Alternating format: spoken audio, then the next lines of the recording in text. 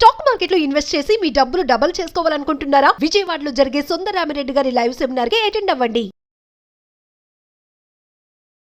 మీర్పేట్లో మాధవి అనే మహిళను భర్త గురుమూర్తి అత్యంత దారుణంగా చంపినటువంటి ఘటన మరిచిపోకముందే హైదరాబాద్ శివారు ప్రాంతమైనటువంటి మేడ్చల్లో మునీరాబాద్ అనే ఏరియాలో ఒక మహిళను అత్యంత ఘోరంగా చంపటమే కాకుండా పెట్రోల్ పోసి ఆనవాళ్లు దొరకకుండా తగలబెట్టేశారు. అది కూడా ఎక్కడో కాదు, ఓఆర్ఆర్ కింద ఉన్నటువంటి అండర్ పాస్ బ్రిడ్జ్ లాగా ఉంది. అది దాన్ని కల్వర్ట్ అంటాము యాక్చువల్లీ. సో అలాంటి ప్లేస్ లో తగలబెట్టేశారు. ఆ మహిళ చేతి మీద ఒకవైపు తెలుగులో శ్రీకాంత్ అని, ఇంకోవైపు ఇంగ్లీష్ లో నరేంద్ర అని చెప్పేసి ఉందని చెప్తా ఉన్నారు పోలీసులు. అలాగే ఒక నల్లపూసల గొలుసు, గాజులు అవన్నీ కూడా రోడ్లు గోళ్లు అని 25 నుంచి 30 సంవత్సరాల లోపు వయసు ఉంటుందని చెప్పి చెప్తా ఉన్నారు. అయితే దీనికి రెండు వైపులా అంటే అండర్ పాస్ కి అటువైపు ఇటువైపు రెండు వైపులా కూడా రోడ్స్ ఉన్నాయి. అవన్నీ కూడా సర్వీస్ రోడ్స్. మరి రోడ్స్ లో కంటిన్యూస్ గా వెహికల్స్ అయితే తిరుగుతానే ఉన్నాయి.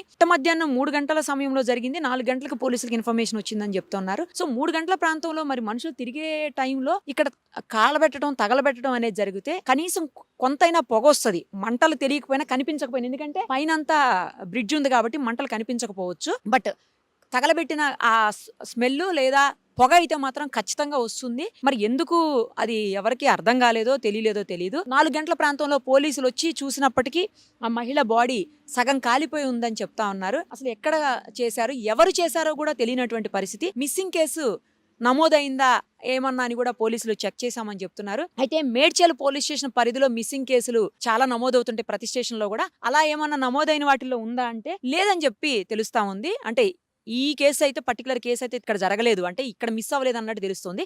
మరి ఈ మహిళ ఏ పోలీస్ స్టేషన్ పరిధిలోకి సంబంధించినటువంటి ఆమె, తర్వాత లేదా హైదరాబాద్ చుట్టుపక్కల ఎక్కడన్నా, లేదా హైదరాబాద్ సిటీయా, లేదు అసలు పూర్తిగా బయట నుంచి తీసుకొచ్చారా, ఈ డీటెయిల్స్ అయితే ఇంకా ఏం తెలియలేదు. బాడీ పోస్ట్ మార్టం కు పంపించున్నారు పోలీసులు. పోస్ట్ మార్టం రిపోర్ట్ వస్తే గానీ పూర్తి స్థాయిలో ఏం జరిగింది, ఆమెను రేప్ చేసి మర్డర్ చేశారా, లేదంటే కేవలం మర్డర్ మాత్రమే చేశారా, ఆనవాళ్లు గుర్తించకుండా ఉండేందుకు, ఆమె ఎవరో తెలియకుండా ఉండేందుకు మాత్రమే పెట్రోల్ పోసి తగలబెట్టారా అనేది డీటెయిల్డ్ గా తెలియాలంటే మాత్రం కొంచెం టైం పడుతుంది.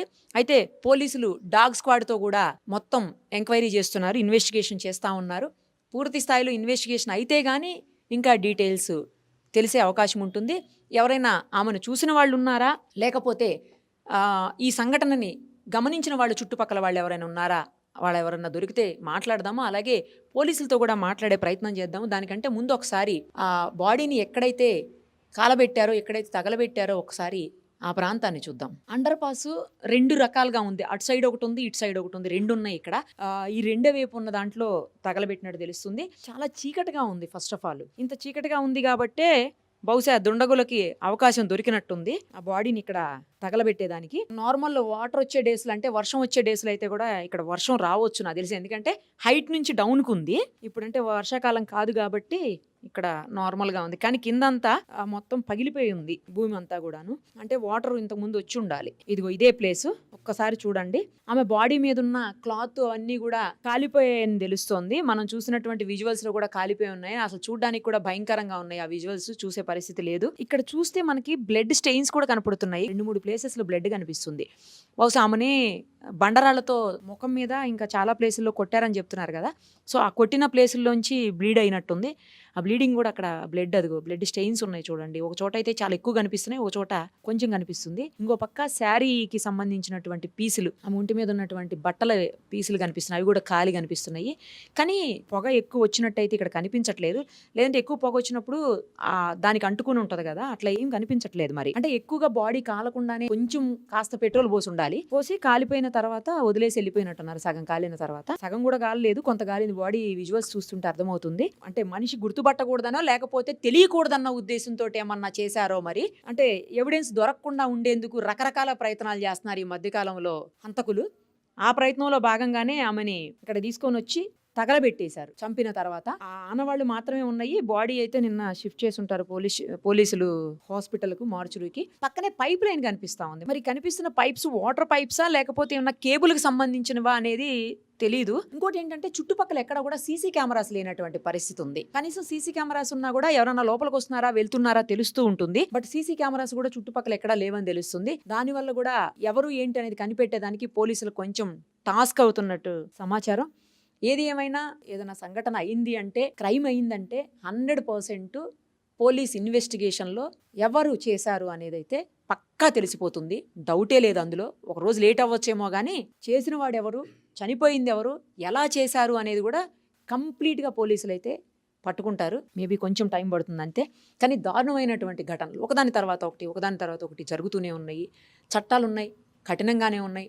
కానీ ఎక్కడ భయం లేకుండా పోతుందా? ఇంత ఘోరంగా ఇంత దారుణంగా చంపాల్సిన అవసరం ఉండదు. కక్ష ఉంటే ఉంటుండొచ్చు, కానీ ఆ కక్షని ఇంత ఘోరంగా చూపించాలా? వాళ్ళని వదిలేయొచ్చు, లేకపోతే వాళ్ళని పట్టించుకోకుండా పక్కకి వెళ్ళిపోవచ్చు.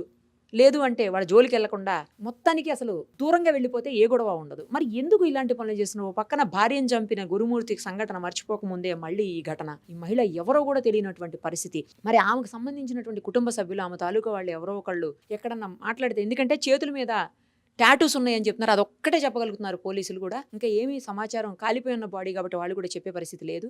సో ఆ గుర్తులతోటి ఎవరన్నా మరి మా ఇంట్లో మనిషి కనబడట్లేదనే ఉన్న బయటకు వస్తే తప్పించి తెలిసే పరిస్థితులు లేవు. డాగ్ స్క్వాడ్ కూడా వచ్చింది కాబట్టి ఎటు నుంచి వెళ్ళారు, ఎటు నుంచి వచ్చారు, ఎక్కడి నుంచి తీసుకొచ్చారు, ఏమన్నా డాగ్ స్క్వాడ్తో కొంతన్నా తెలిసే అవకాశం ఉంటుంది. పోలీసులు అయితే ఇన్వెస్టిగేషన్ చాలా సీరియస్గా చేస్తున్నారు. 4 టీములుగా విడిపోయి ఇన్వెస్టిగేషన్ చేస్తూ ఉన్నారు. ఒక చిన్న బాబు చూశాడంట నిన్న, ఇటు నుంచి పిల్లలు అటు పోయే పిల్లలు, అంటే ఇక్కడ వర్కర్స్ పిల్లలు ఎవరో యూపీకి సంబంధించిన వర్కర్స్ పిల్లలు ఇటు పోతూ ఇక్కడ ఆగి చూశారని చెప్తున్నారు. ఆ పిల్లోడు చూసి పైన వెళ్ళి పెద్దవాళ్ళకి ఎవరికో చెప్తే అక్కడి నుంచి పోలీసులకు సమాచారం రావటం, ఆ తర్వాత ఈ ఘటన బయటకు వచ్చింది.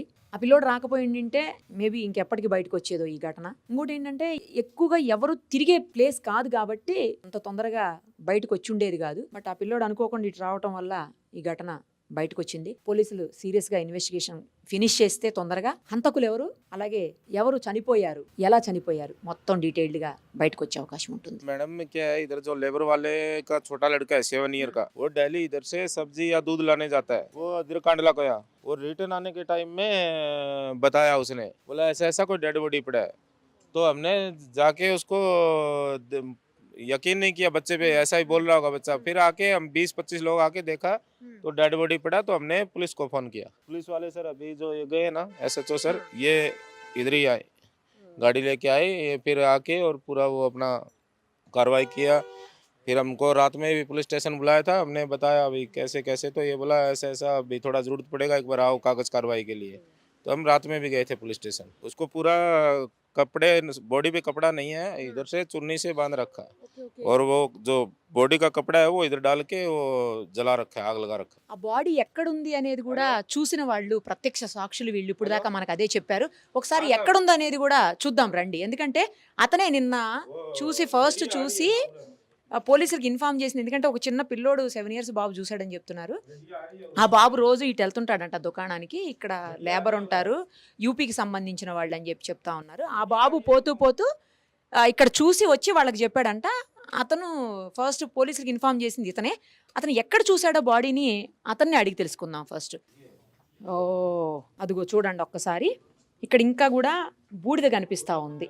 ఒక్కసారి చూడొచ్చు, కాల్ చేసినటువంటి ఆనవాళ్ళు అన్నమాట అవి కనిపిస్తున్నాయి చూడండి. वो उसको यहाँ पे बॉडी पड़ा है, मुंह पे वो कपड़ा बांध रखा है उसको, वो ऊपर जो ये कपड़े है ना अपना बॉडी का जो, वो उतार के पूरा उसको जला रखा है। फिर वो बच्चे को हम दोबारा साथ में लेके आए, हम 20-25 लोग एक साथ में आए। फिर पुलिस को इन्फॉर्मेशन किया, पुलिस आ गई थी, फोन करते ही 10 मिनट में पुलिस आ गई थी।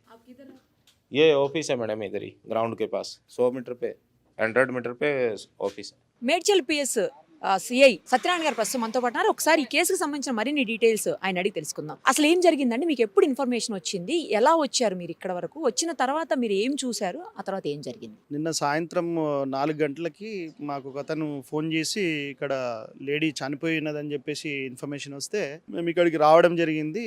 ఈ ఓఆర్ఆర్ బ్రిడ్జ్ కింద ఒక లేడీ చనిపోయినది, ఇంజురీస్ ఉన్నాయి. దానిపైన మేము ప్రొసీజర్ ప్రకారము క్లూస్ టీమ్స్, మా టీమ్స్ అన్నీ కూడా వచ్చి వర్క్ చేస్తూ ఉన్నాం.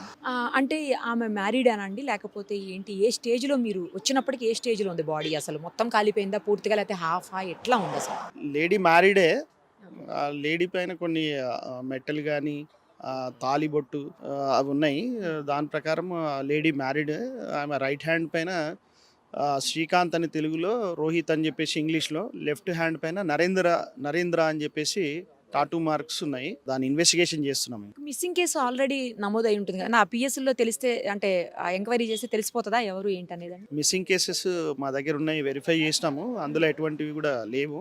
ఇంకా ఇన్వెస్టిగేషన్ నడుస్తూ ఉంది. ఇప్పుడు ఏ స్టేజ్లో ఉందండి? అంటే బాడీ పోస్ట్ మార్టం రిపోర్ట్ వచ్చిందా ఏంటి? అంటే రేప్ ఏమన్నా అయిందా లేకపోతే ఓన్లీ మర్డర్ అనేది ఏమన్నా తెలుస్తుందా అండి? ఇన్వెస్టిగేషన్ నడుస్తూ ఉంది. ఇంకా ఇప్పటి వరకు అయితే ఏమీ లేదు. ఇన్వెస్టిగేషన్ తర్వాత పోస్ట్ మార్టం అంతా కూడా ప్రొసీజర్ ఉంది. ఇంకా చేస్తాం. ఇంకా రిపోర్ట్ రాలేదు, టైం పడుతుంది. ఇంకా చెప్తాం. ఇన్వెస్టిగేషన్ అది ఇన్వెస్టిగేషన్లో ప్రాసెస్లో ఉంది. ఇంకా తర్వాత చెప్తాం. థ్యాంక్ యూ అండి. మాకు ఇక్కడ ఒక చిన్న అబ్బాయి రోజు ఇక్కడ కాఫీ టీలు అమ్ముకుంటాడు. అతను అటు ఈ బ్రిడ్జి ఉంది కదండి, ఇక్కడ ఈ బ్రిడ్జి అవతల మెటీరియల్ తీసుకొచ్చడానికి వెళ్తాడు, కూరగాయలు పాలు వాటి కోసం. వెళ్ళినప్పుడు అతను వచ్చి చూశాడు. అక్కడ చూసి ఏం చేశాడంటే మాకు ఇన్ఫర్మేషన్ ఇచ్చాడు. మేము ఇక్కడ మా ట్రాన్స్పోర్ట్ ఆఫీసులు ఉంటాయి, మా మొత్తం 14 ఆఫీసులు ఉంటాయి. సారు మేమందరం ఉంటాం, వీళ్ళంతా ఆఫీస్ వాళ్ళమే. రాగానే వచ్చి చూసి మేము పోలీస్ వాళ్ళకి ఇన్ఫర్మేషన్ ఇచ్చాం. అప్పుడు అంటే మాకు తెలిసి అయితే మేము చూసినప్పటికైతే ఆల్రెడీ ఎప్పుడు జరిగినట్టు అనిపించింది. అది అప్పుడైతే ప్రజల్లో జరిగింది కాదు, ఎప్పుడు జరిగినట్టు అనిపించింది. ఖాళీ ఉన్నట్టే ఉంది కదా, అప్పుడు ప్రజెంట్ అయినట్టయితే లేదు. మేము చూడలేదండి, మేము చూడలేదు అసలు. అలాంటి పర్సన్ మనం చూడం. మనకు ఎందుకంటే మేము అక్కడ ఆఫీస్ ఉంటుంది కదా, ఆ అబ్బాయి వచ్చి చెప్పడం వల్ల మేము వచ్చి పోలీసు వాళ్ళకి ఇన్ఫర్మేషన్ ఇవ్వడం జరిగింది. చాలా తిరుగుతాయి, నైట్ కూడా తిరుగుతుంటాయి. అవునండి. అంటే వాస్తవానికి ఏంటంటే అందులో చీకటి ఉంది కదండి. ఇప్పుడు అక్కడ చూడండి చాలా చీకటి ఉంది, దానికి మనం ఏం చేయలేం కదా వాస్తవానికి. వర్షాకాలంలో ఫుల్ వాటర్ ఉంటాయండి. ఇప్పుడు ఎండాకాలం కదా ఎండిపోయి ఉంది. అందువల్ల అతను అబ్బాయి ఏంటంటే ఇలా దిగి వెళ్ళిపోయి అటు సామాన్ తెచ్చుకుంటాడు. ఇలా వే ఉంది కదా, నైట్ ఏం జరిగిందో అతనికి కూడా తెలియదు. ఉదయం వెళ్ళే వరకు అక్కడ డెడ్ బాడీ చూసి మాకు ఇన్ఫర్మేషన్ ఇచ్చాడు. ఇస్తే మేము పోలీసు వాళ్ళకి ఇన్ఫర్మేషన్ ఇస్తే వాళ్ళు వచ్చి డెడ్ బాడీ గాంధీ హాస్పిటల్ తీసుకెళ్ళిపోయారు. తిరగరు అసలు, ఎవరు వెళ్ళరు. నార్మల్గా ఎందుకు వెళ్తారని మనకి ఏమొస్తుంది, ఎవరు కూడా వెళ్ళరు ఇందులో. అతను ఏంటంటే పాపం ఛాయం కూడా పిల్లగాడు కదా, అతను వెళ్తాడు ఒక్కడంతే. రావచ్చు, వే ఉంది అటుపక్క సర్వీస్ రోడ్డుకి ఇది కలుస్తుంది. మనకేం తెలియదు, మనం దాని గురించి పట్టించుకోము. కానీ ఇంకొకటి ఏంటంటే ఇప్పుడు ఉన్న పరిస్థితుల్లో ఇలా జరగడం కూడా కొంచెం అన్యాయం అండి. వాస్తవానికి కూడా ఎవరు కూడా ఇలా మనం కోరుకోము. ఎవరైనా ఈ కాలం నుంచి కొంచెం జాగ్రత్త వహించాలని మా మనవి, అంతే కదా. ఎవరు కూడా చాలా జాగ్రత్తగా ఉండాలి. ప్లస్ ఈ పాపం పోలీసు వాళ్ళు కూడా అందరు రక్షణ కల్పించాలంటే వాళ్ళతో అయ్యే పని కూడా కాదు. మనం కూడా కొంచెం కేర్గా ఉండడం కరెక్ట్ అని మా అభిప్రాయం. అంతే అండి, థ్యాంక్ యూ. कल दोपहर के 1 से 2 बजे के बीच का टाइम, 12 से 2 के बीच का टाइम होगा। एक छोटा बच्चा जो हर रोज की तरह अपनी मम्मी पापा के लिए सब्जी लाने के लिए रोड पास करके जाता है, जब वो सब्जी लाने के लिए जा रहा था तो उसने कुछ ऐसा देखा कि वो डर के मारे भाग के हमारे ऑफिस में आया और हमें बताया, बोले ऐसा एक लड़की जली हुई अवस्था में पड़ी हुई है। तो हम ट्रांसपोर्ट से 15-20 लोग स्पॉट पे गए, हमने देखा, हमारे कैमरे से हमने फ़ोटो खींचा। फ़ोटो खींचने के बाद इमीडिएट हमने पुलिस को कॉल किया और जगह का लोकेशन भी पुलिस को भिजाया। लोकेशन भिजाने के बाद पुलिस की इमीडिएट 15-20 मिनट में 2 से 3 गाड़ियाँ, सब लोग आ गए, पब्लिक को वहाँ से हटा दिया गया।